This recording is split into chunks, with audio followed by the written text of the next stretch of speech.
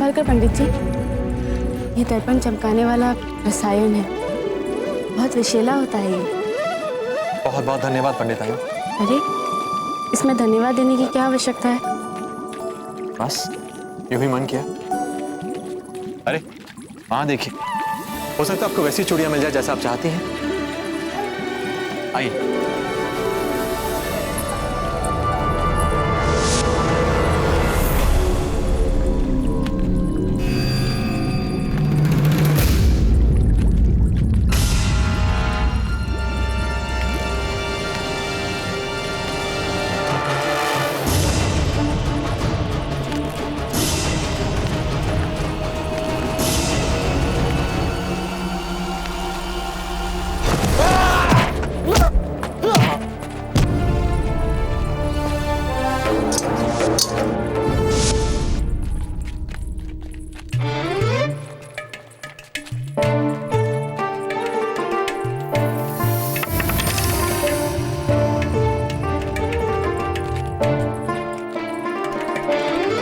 क्षमा करे रावत जी, क्षमा करे। हमें नहीं पता था कि बाबूजी राज के प्राण संकट में। हम तो यही चाहते थे कि बाबूजी राज अजबदेव बादशाह के साथ कुछ समय बिता सके प्यार से। यही कारण था चक्रपाणी कि हमने बाबूजी राज प्रताप को भी हत्यारों के विषय में कुछ नहीं बताया था। शांत हो जाइए रावत जी, आप चिंता मत कीजिए, कुछ नहीं होगा हमारे कुंवर प्रताप को। चलो।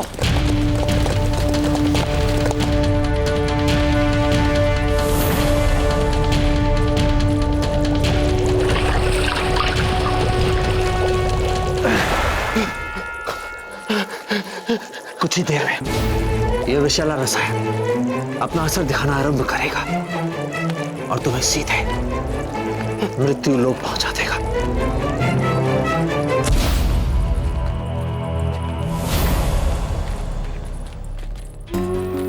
कहाँ व्यस्त हो गए थे आप?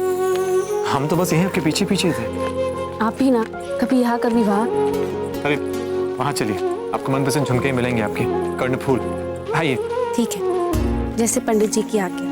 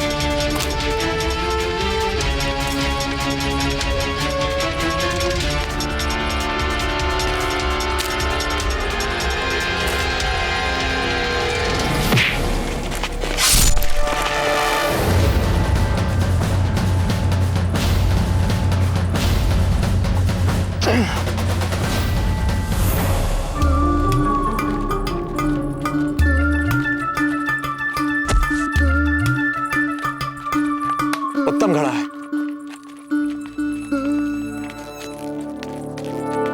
ये चूड़ियां में कुछ ठीक नहीं लग रही।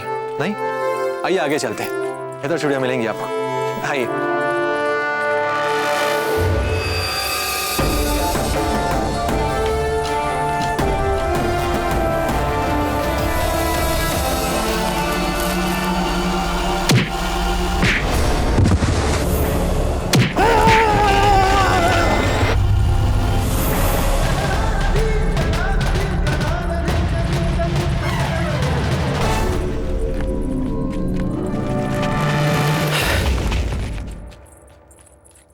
हमारा विचार है कि हमें शीघ्र अलग अलग दिशाओं में जाकर बाबूजी राज को खोजना चाहिए। चक्रपाणी, आप इस ओर देखिए और प्रताप उस ओर जाए।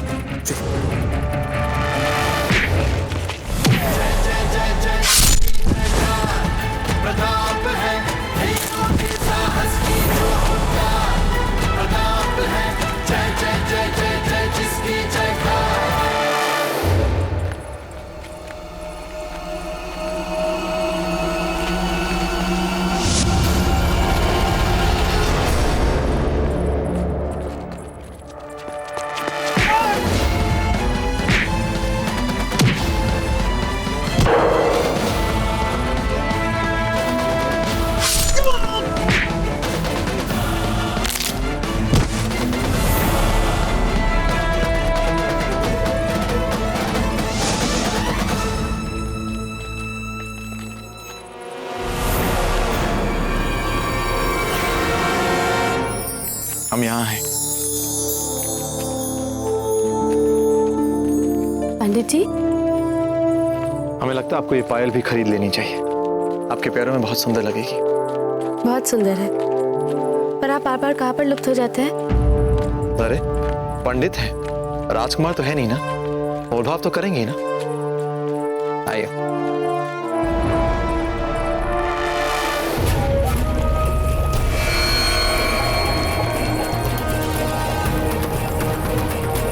तुम्हारी मौत अभी यहाँ जिंदा खड़ी है प्रताप।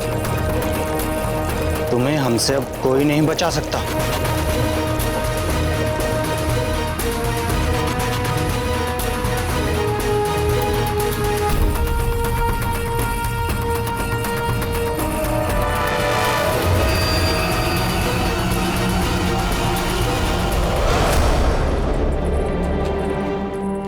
बाजीराज!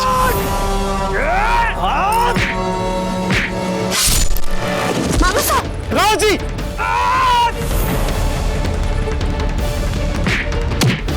तुम्हारा ऐसा दुस्साहस, तुम जानते हो तुमने किस पर वार किया? हमारे पिता पे, हमारे गुरु पे, हमारे रक्षक पे, हमारे सब कुछ, हमारे मित्र पे।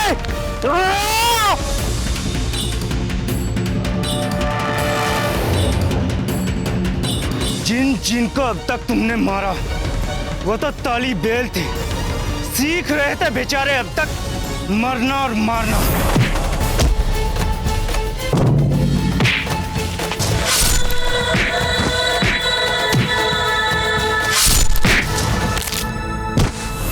खुश मत हो जाना प्रताप, अल्लाह के फजल से हम मारेंगे अब तुम्हें।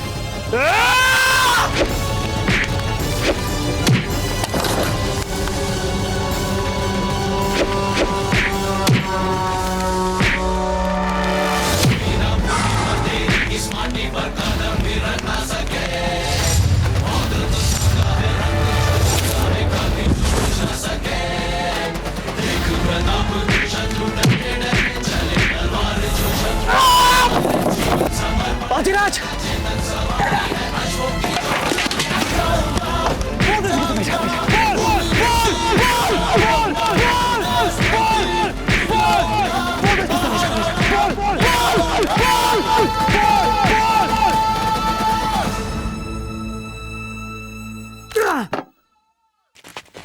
बाजीराज!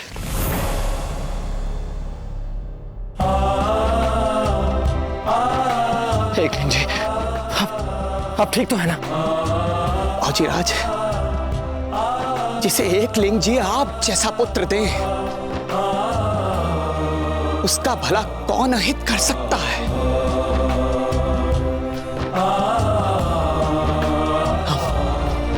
हम ठीक हैं, हम ठीक हैं बाजीराज। तो बाजीराज, इस हत्यारे को किसने भेजा है ये हमें कैसे मालूम पड़ेगा? हम जानते हैं ना किसने भेजा था, जानते हैं रावत जी, ये उसी आगरा वाले कायर मुगल के कारनामे हैं। वो नहीं छोड़ेगा अपने कुकृत्य, कदापि नहीं छोड़ेगा।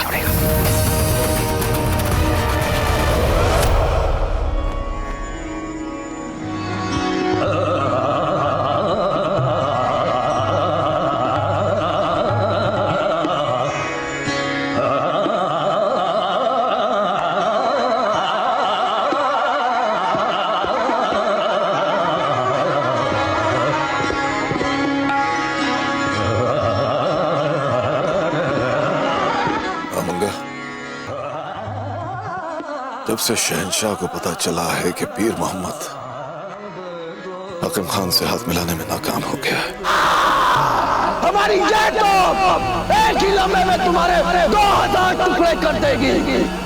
और यहाँ से शहंशाह एकदम खामोश हो गए, एक लफ्ज भी नहीं बोला। क्या लगता है तुम्हें? तूफान के आने से पहले की खामोशी मालूम पड़ती है। हमें भी यही लगता है। या अल्लाह, हम सबको जलालुद्दीन मोहम्मद अकबर के जलाल दखल से महफूज रखना मेरे परवरदिगार।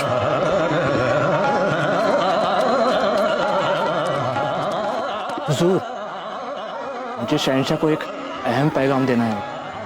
नहीं नहीं, शहंशाह ने जब से पीर मोहम्मद के बारे में मनहूस खबर सुनी है वो जहनी तौर पर बेहद परेशान चल रहे हैं। वैसे खबर क्या लाए हो तुम? मेरे पास भी खबर पीर मोहम्मद के मुतालिक ही है हुजूर। अच्छा, क्या खबर? पीर मोहम्मद और उनकी फौज सासाराम से नाकाम होकर लौट रही है और आगरा में दाखिल होने वाली है हुजूर।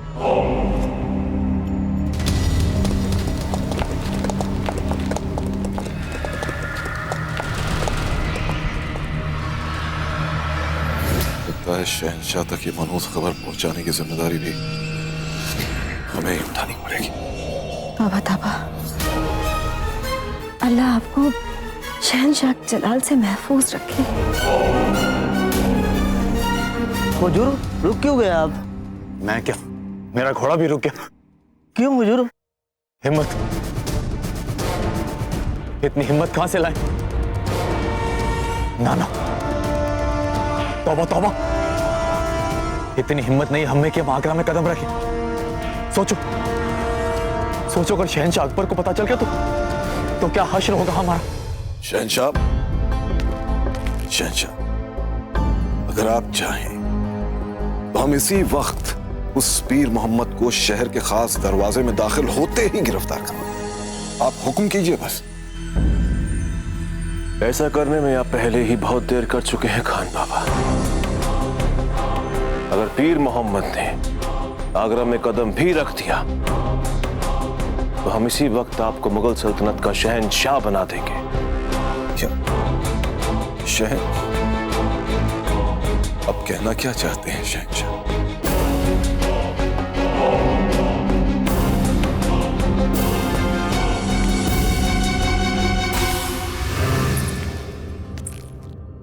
अरे, आप दोनों मुंह लटकाए खड़ी क्यों हैं?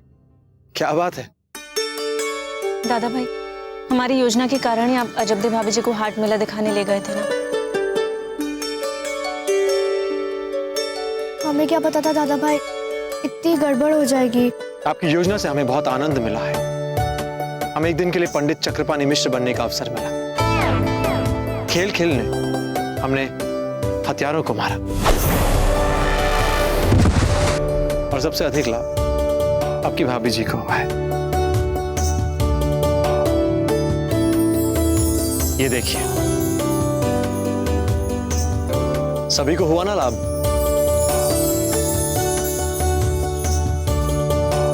अरे वाह, इतनी मारामारी में भी दादा भाई और भाभी जी ने इतना कुछ खरीद लिया हाट मेले से।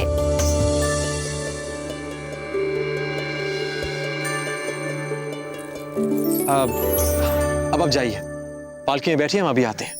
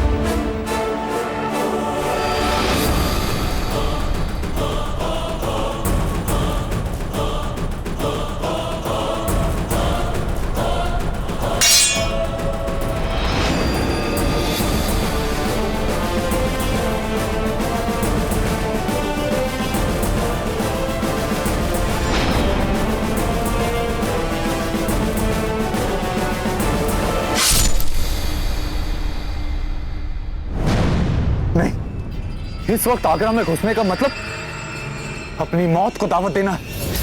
अल्लाह मियाँ की नेमत है जिंदगी, और हमें हमारी जिंदगी बहुत प्यारी है। मियाँ, अगर तुम्हें अपनी जिंदगी प्यारी है तो भाग लो यहाँ से। मियाँ, हम तो भाग रहे हैं यहाँ से। और एक बात याद रखें, आगे से कभी मुगल सल्तनत में दिखना भी नहीं। हम तो भाग रहे।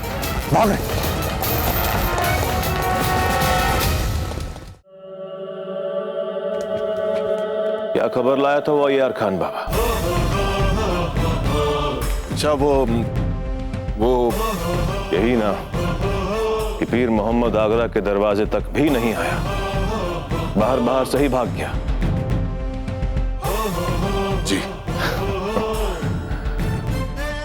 खान बाबा ऐसे शागिर्द हैं आपके? आपने तो बड़ी तारीफ की थी हमारे सामने उसकी, बड़ी सिफारिशें की थी या नहीं? आप एक पकड़ दीजिए हमें, हम खुद पकड़ के लाएंगे उसे आपके सामने। पर क्या आप ऐसा कर पाएंगे बहरम खान? आप कहना क्या चाहती हैं? हमारे कहने का मतलब ये है कि वो शागिर्द है आपका पीर मोहम्मद, और उस्ताद और शागिर्द के बीच वो मोहब्बत, खुलूस और क्या कहते हैं, एतमाद, आपसी एतमाद का रिश्ता बन ही जाता है।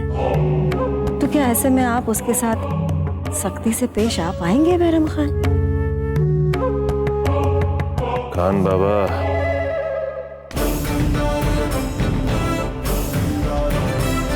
हर किसी के बस की बात नहीं है ये।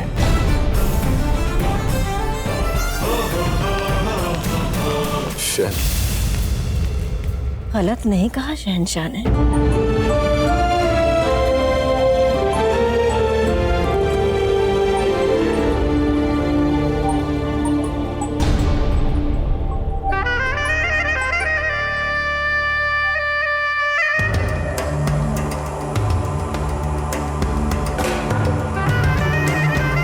कोई है?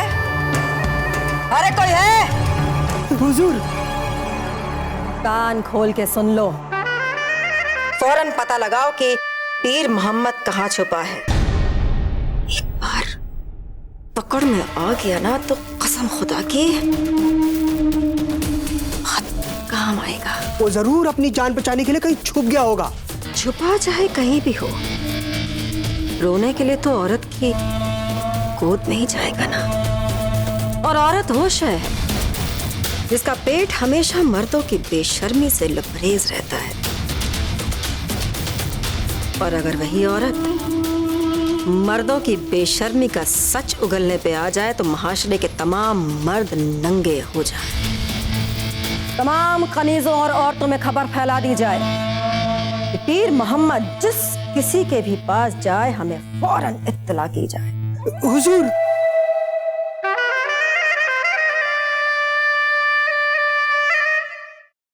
अजब दे, अगर आपका मन नहीं भरा हो तो फिर चले चले हाट मेले में।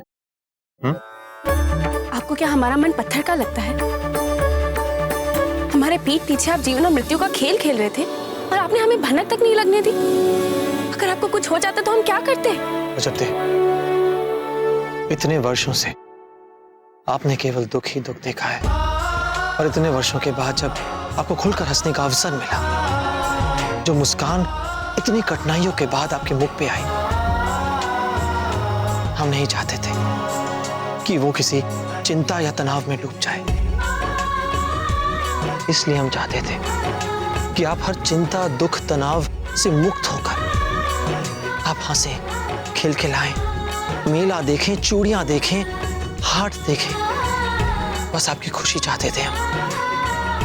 बस इस चेहरे पर, इस मुख पे एक हंसी देखना चाहते थे। बस हमारा उद्देश्य इतना ही था। ऐसे ही कुछ वचन लिए थे ना हमने अग्नि के सामने। तुम ही तो हो, बस तुम ही तो हो, धरा गगन में तुम ही तो हो। मैं ही तो हूँ, बस मैं ही तो हूँ, मैं ही तो हूँ, मैं ही तो हूँ, पास तुम्हारे मैं ही तो हूँ, साथ तुम्हारे मैं ही तो हूँ। आस में मैं और सांस में मैं अब कृपया जाके पालकी में बैठ जाए। हमारे कुछ बचे कुछ काम है, हम निपटा कर उन्हें तुरंत आपके पास आते हैं अपने काफिले के साथ। जाइए।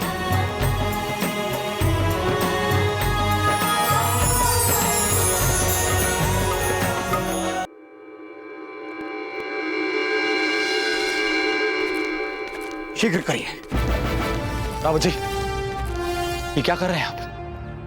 बाबूजीराज, इन सभी मुगल हत्यारों के शवों को पत्थरों से बंधवाकर नदी में फेंकवा रहे हैं। नहीं रावत जी, माना कि ये दुर्दांत हथियार थे, किंतु हम तो ऐसे नहीं है। ये हमारी परंपरा नहीं है। इनके पार्थिव शवों के साथ हम ऐसे अमानवीय और असभ्य कैसे हो सकते हैं? थे तो ये मानव ही ना। आप समझने का प्रयास क्यों नहीं करते बाबूजीराज? ये सब के सब आपकी हत्या करने के लिए यहां आए थे। तो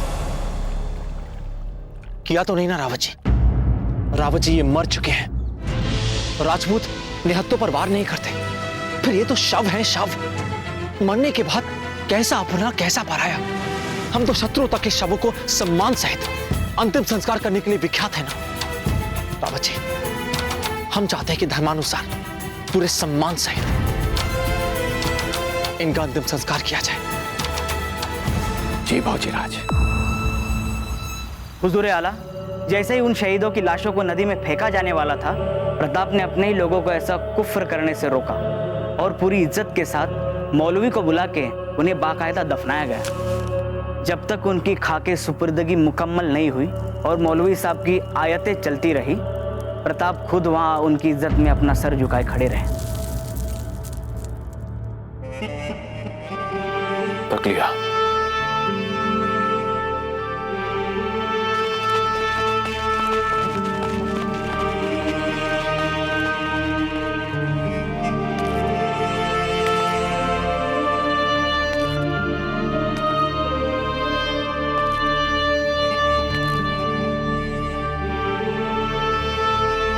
हुजूर आला, जैसे ही उन शहीदों की लाशों को नदी में फेंका जाने वाला था, प्रताप ने अपने ही लोगों को ऐसा कुफ्र करने से रोका और पूरी इज्जत के साथ मौलवी को बुला के उन्हें बाकायदा दफनाया गया।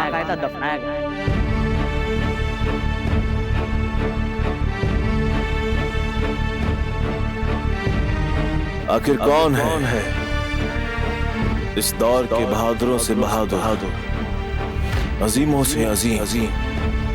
कहीं तुम ही तो नहीं? वो शख्स प्रताप।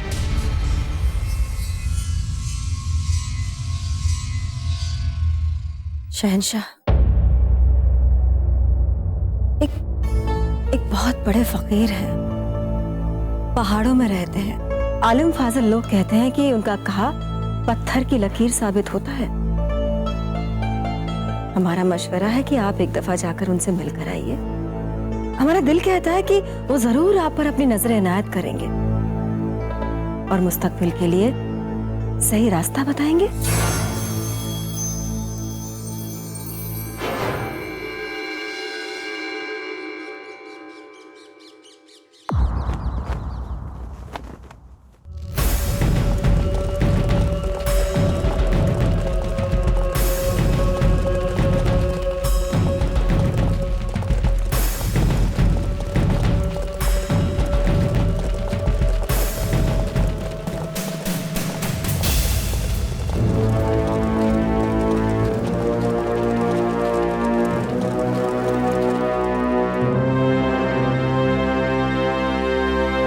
फकीर इसी पहाड़ी पे रहते हैं।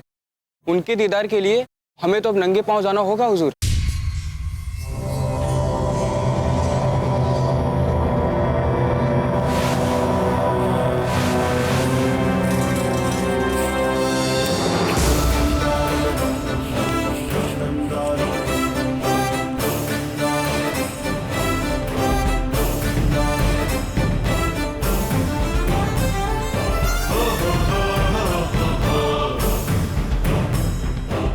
शहंशाह, उसने बादशाह खान का सर कलम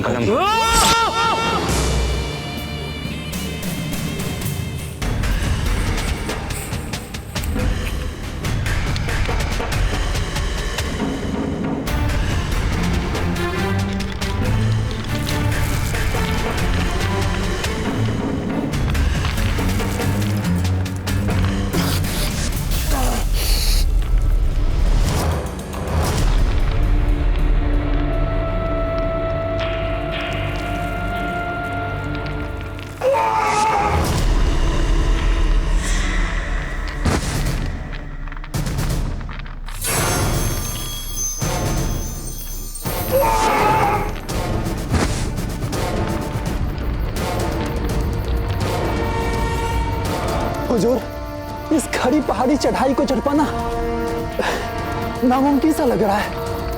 अगर हुक्म हो तो वापस लौट चलते यहाँ से हुजूर। नामुमकिन। अब हम उस फकीर के दीदार किए बिना वापस नहीं लौटेंगे, नहीं लौटेंगे हम वापस।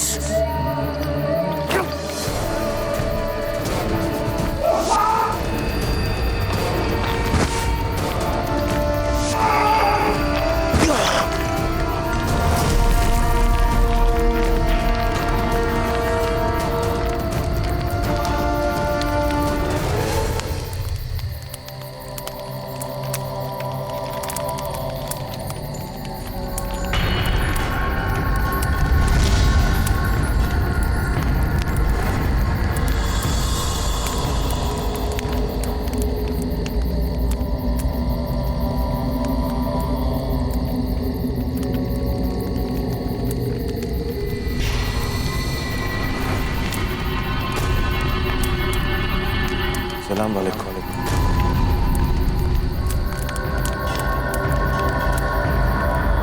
हुजूर, अगर आपकी इजाजत हो तो क्या मैं आपके सामने बैठने की गुस्ताखी कर सकता हूँ?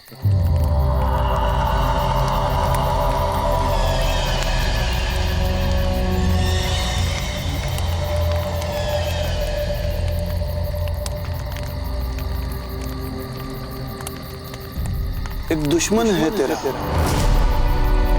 शबो रोज उसी की परेशानी तुझे खाई जाएगी। तमाम ख्वाब पूरे हो जाते हैं, फिर भी इतना एक ख्वाब अधूरा रह जाता है।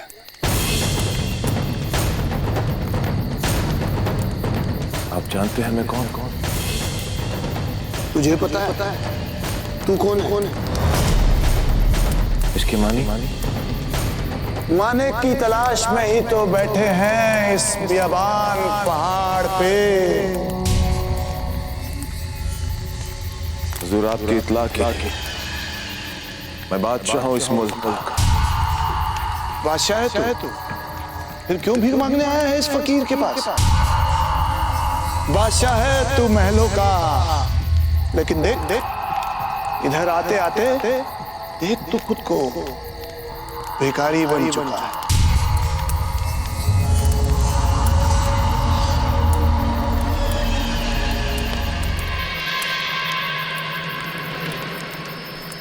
अब आप इतना कुछ जानते हैं तो फिर आप ये भी जानते होंगे कि मेरा दुश्मन प्रताप है और मेरा ख्वाब है कि उसके चित्तौड़ पर मेरा परचम लहराए।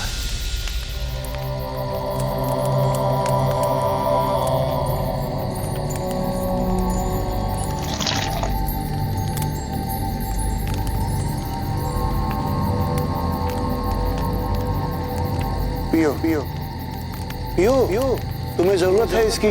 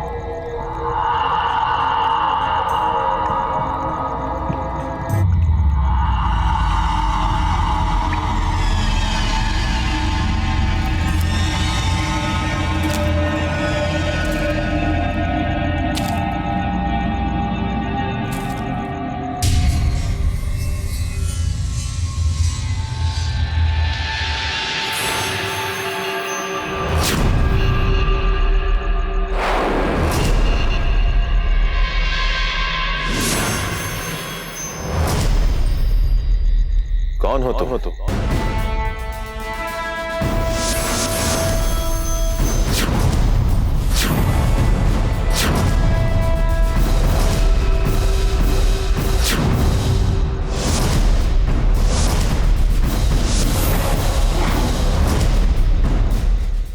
तुम्हारी प्रतीक्षा कर रहे थे। तो फिर इंतजार किस बात का?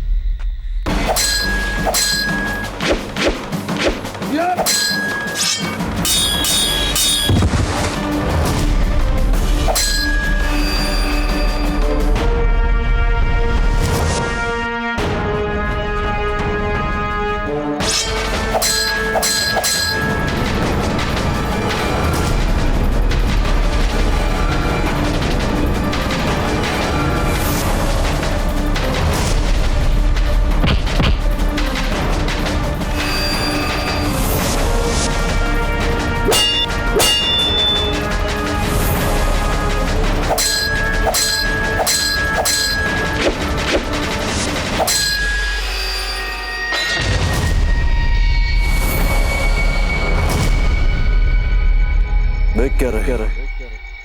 बार करो, मारो मुझे।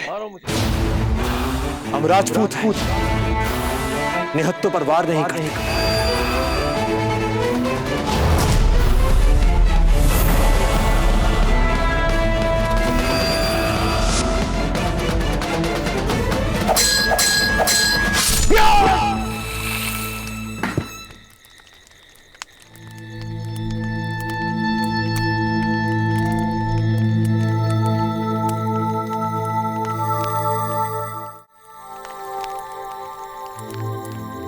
पहले क्या देखा तुमने?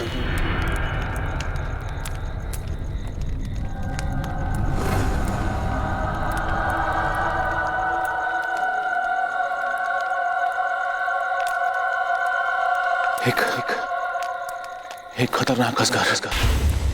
अजगर? ये अजगर तुम्हारे उन तमाम फौजों की नुमाइंदगी कर रहा था जो तुम्हारे खिलाफ है या होंगी?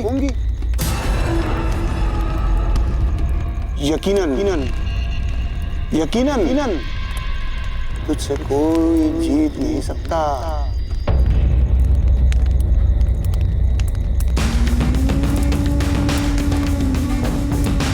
और वो खातून?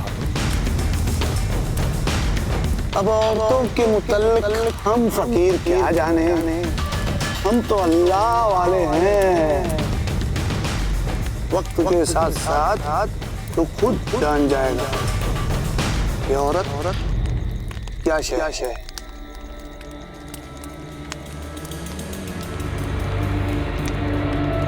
और हुजूर आखिरी में हमें प्रताप दिखाई दिया।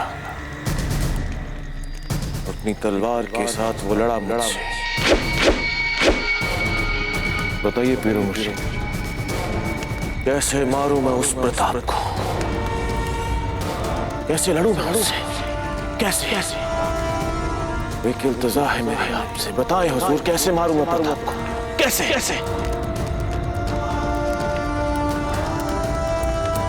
मैं सो नहीं पाता।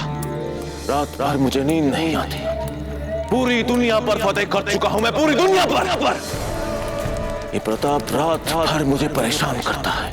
रात भर मेरे ख्वाबों में आके हंसता है मुझ पर। मेरे चारों तरफ अंधेरा छा जाता।